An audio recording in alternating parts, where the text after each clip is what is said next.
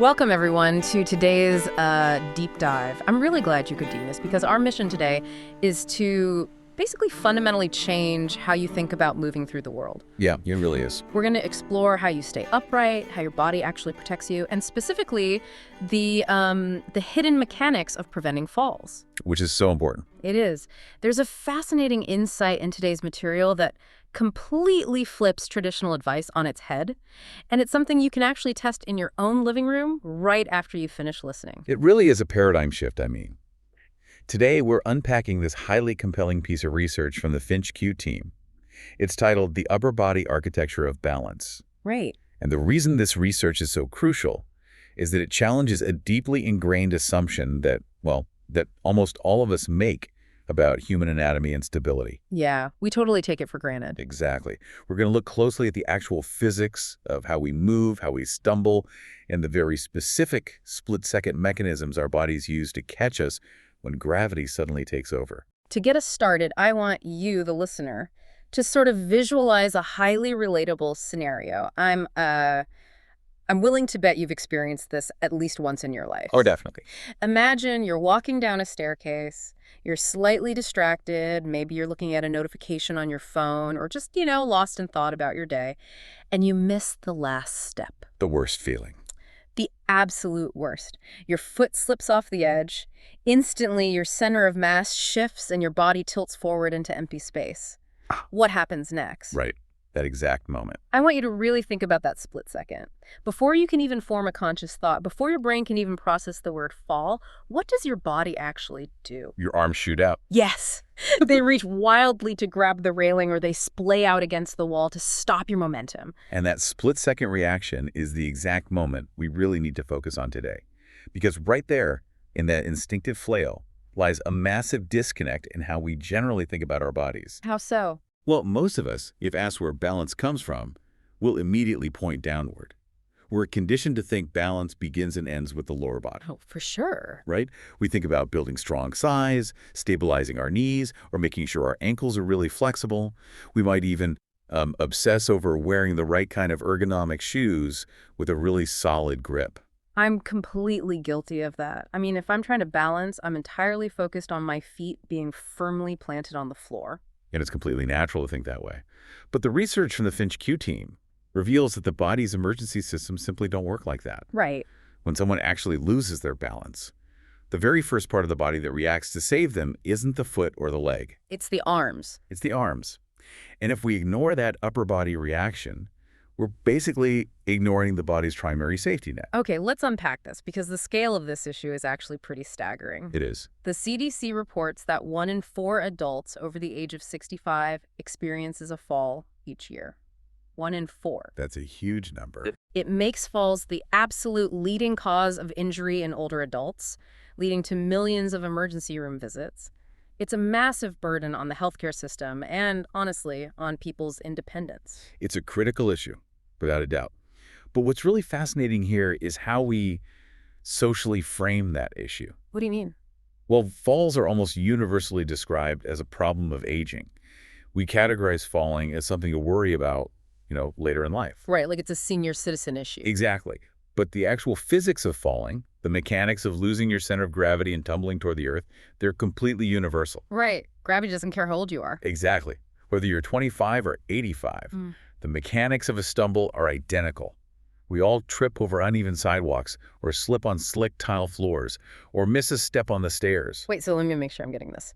When we think about preventing those trips and falls, the standard advice we get always points back to the legs. Always. It's always about strengthening the quads, improving your walking gait, or doing those single leg stands to improve your balance. Yep. So if someone does heavy squats every day and has incredibly strong legs, are you saying they're still at a high fall risk if they ignore their upper body? That is exactly what a landmark study published in the journal Gait and Posture found. Wow. And the way they tested this is brilliant. The researchers didn't just ask people to stand on one leg. They wanted to see what happens in an actual emergency. Okay. So they put older adults on unstable force plates. What are those? They're essentially these platforms that can suddenly shift or jerk backward without any warning, simulating a real-world slip. and they hooked the participants up to electromyography sensors to measure the exact millisecond their muscles fired. So they're artificially tripping them in a controlled lab setting to see what happens under the hood? Precisely. And the findings were startling. They found that the split second a participant's foot slipped, the electrical activity in their shoulder muscles spiked milliseconds before their leg muscles could even adjust. Really? Before the legs? Before the legs, Yeah. the brain sent the emergency signal to the arms first. But here's the catch. Okay. The participants who had weaker upper body strength had significantly poorer balance recovery scores.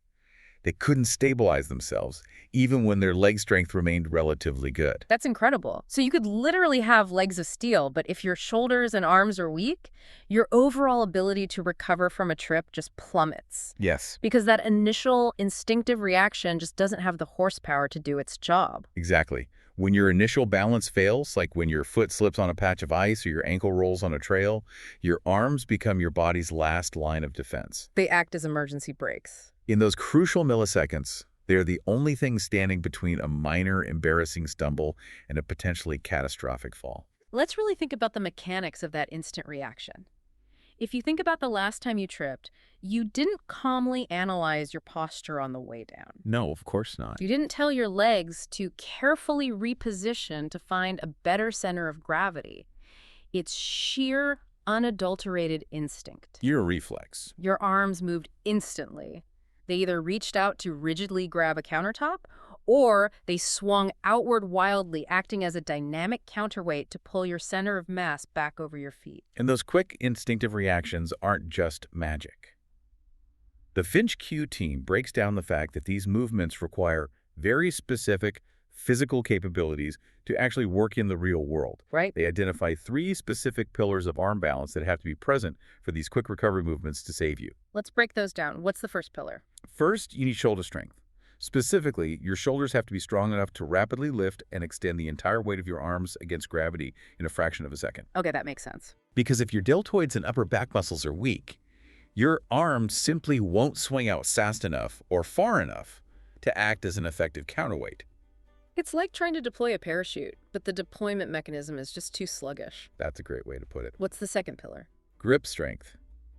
Let's say your stumble happens near a railing or a sturdy table.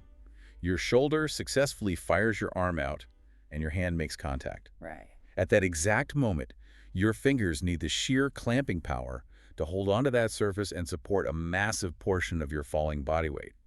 If your grip gives out, the railing doesn't help you at all. Okay, shoulder strength and grip strength. And the third? Fast coordination.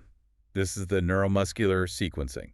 Your muscles have to fire in the exact right order, seamlessly, in a tiny window of time. So it's not just about raw power. Not at all. Your brain has to recognize the falling trajectory, calculate the necessary counterforce, and fire the shoulders, the arms, and the hands all at once. Shoulder strength, grip strength, and fast coordination. If you're missing those, your arms might blindly reach out, but they won't actually be able to arrest your fall. Exactly. But here's where it gets really interesting. This is the twist in the research that completely reframed how I think about movement. Oh, this part is fascinating. Balance isn't just about the physical, mechanical strength of your muscles. It's deeply tied to communication with your nervous system. If we connect this to the bigger picture, we really have to look at the neuroscience of proprioception. Which is your body's ability to sense its own movement and location in space, right? Correct. The source highlights some incredible research published in the Journal of Neuroengineering and Rehabilitation. Yeah. It turns out your arms aren't just hanging by your sides waiting to be used as physical emergency brakes. Right. They actually act as vital sensory antennas. Sensory antennas. Wait, so is the brain essentially using our arms sort of like the whiskers on a cat to feel out the environment? That is a fantastic analogy. Yes, your arms are loaded with sensory receptors, particularly muscle spindles, that provide continuous real-time data back to your brain. So they're always transmitting. Always. As you swing your arms when you walk, they are actively sending spatial coordinates up to your nervous system.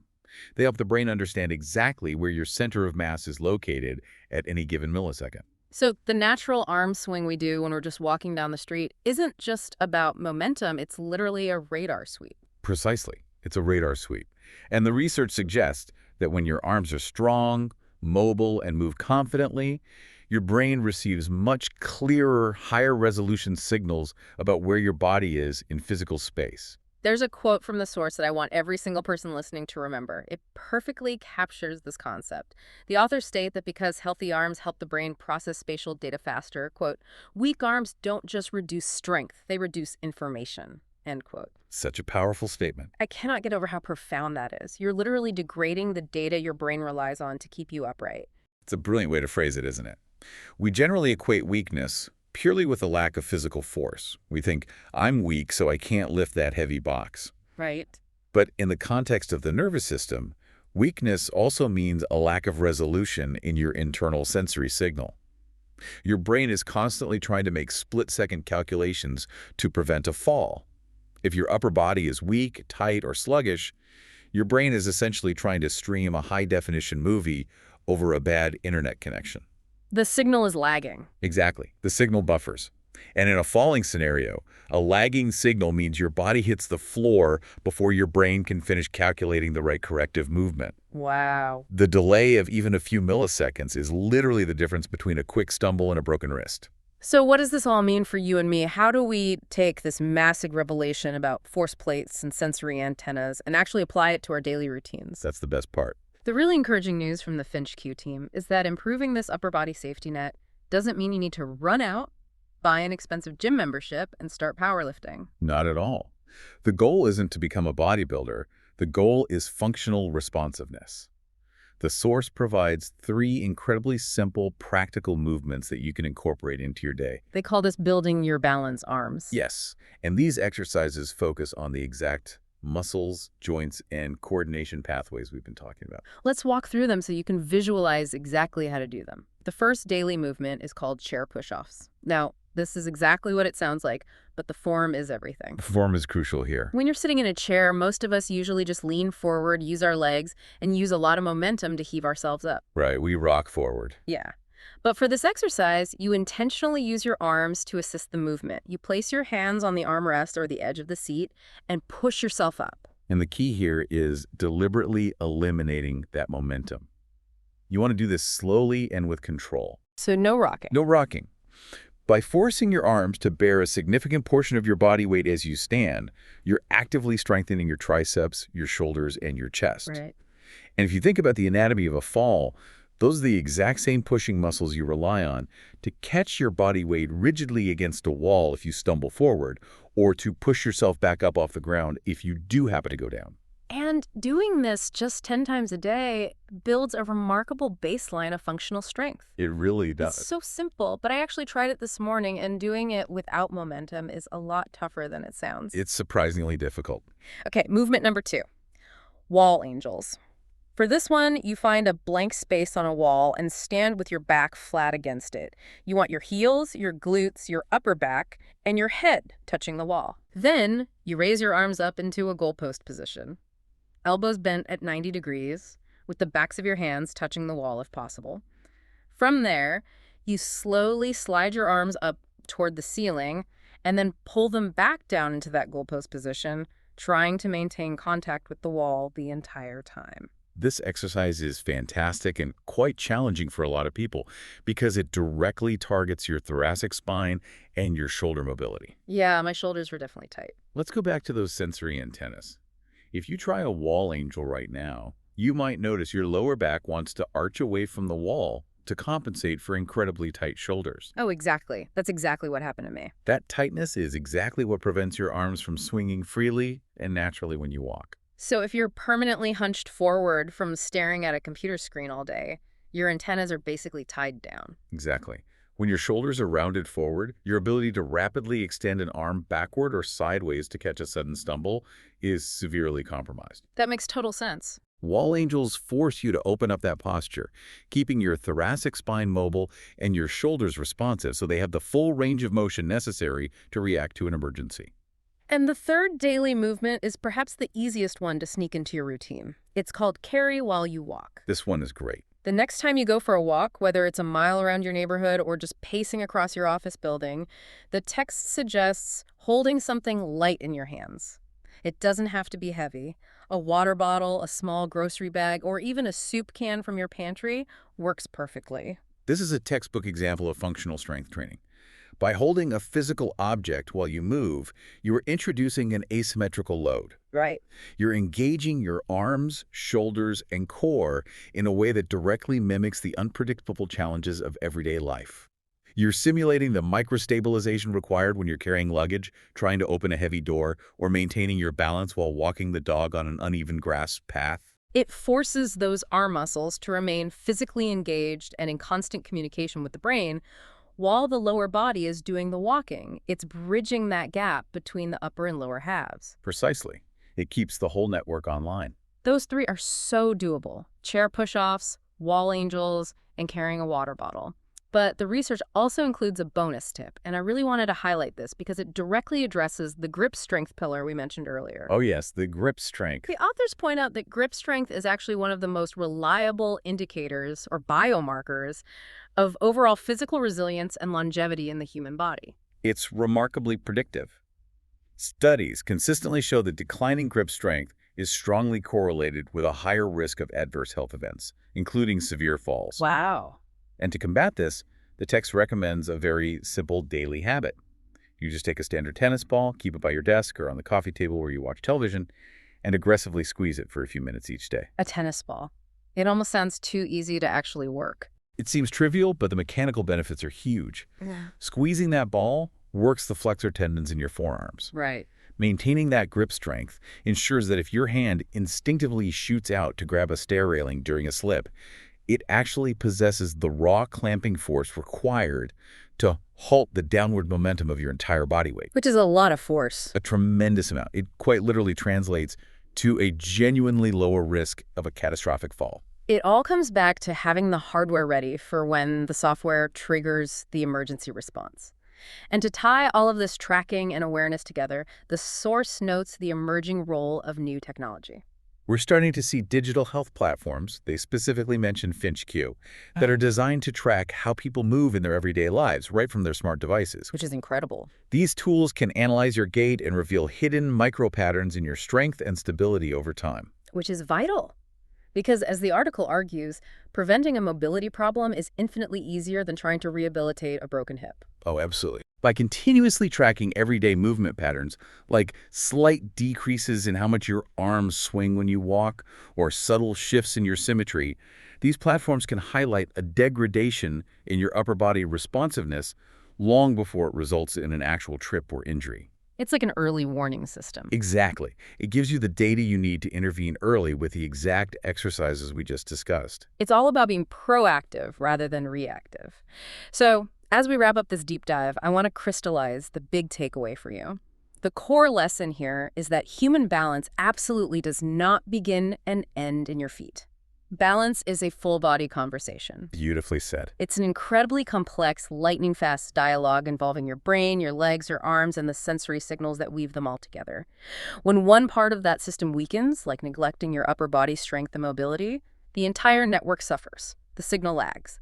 Having strong, responsive arms might not guarantee you'll never slip on an icy sidewalk, but they absolutely give your body a fighting second chance to recover before you hit the ground. And sometimes, that split-second chance is all it takes to prevent a life-altering injury. My call to action for you listening today is to simply become more actively aware of your own environment and your body's mechanics. Yes, just be mindful. Today, the next time you reach out for a stair railing, or the next time you push yourself up from a seated position at your dining table, pause for just a second. Notice what your arms are doing. Pay attention to the muscles engaging in your shoulders and hands. You'll quickly realize they are doing far more work to keep you stable and upright than you ever gave them credit for. They really are the unsung heroes of our daily mobility. And the FinchQ team leaves us with a specific request that I want to pass directly to you. If this deep dive surprised you, if learning about the body's hidden sensory antennas changed the way you think about balance, share it. Tell a parent about it. Tell a neighbor. Share the knowledge. Share this knowledge with a friend who still thinks balance is only about doing leg squats or buying sturdy shoes. They might genuinely thank you later when they manage to catch themselves from a bad fall. This raises an important question, though, and I want to leave you with this final thought to mull over as you go about your day. We've just established, based directly on this neurological research, that our arms act as crucial sensory tools. They're the antennas actively sweeping the environment, sending vital spatial coordinates to the brain's balance center. Right. So think about your own daily habits, especially in the winter. What happens to our body's ability to protect itself when we walk around outside on a freezing cold day with our hands shoved tightly deep into our coat pockets? Oh, wow. By physically pinning our arms to our sides, are we unintentionally silencing our own safety system right at the exact moment when the ground is icy and we might need it the most? That's a profound visual. It's definitely going to make me rethink my entire winter walking strategy. Thank you all so much for joining us on this deep dive. Keep your arms swinging, keep those antennas up, and stay curious. We'll catch you next time.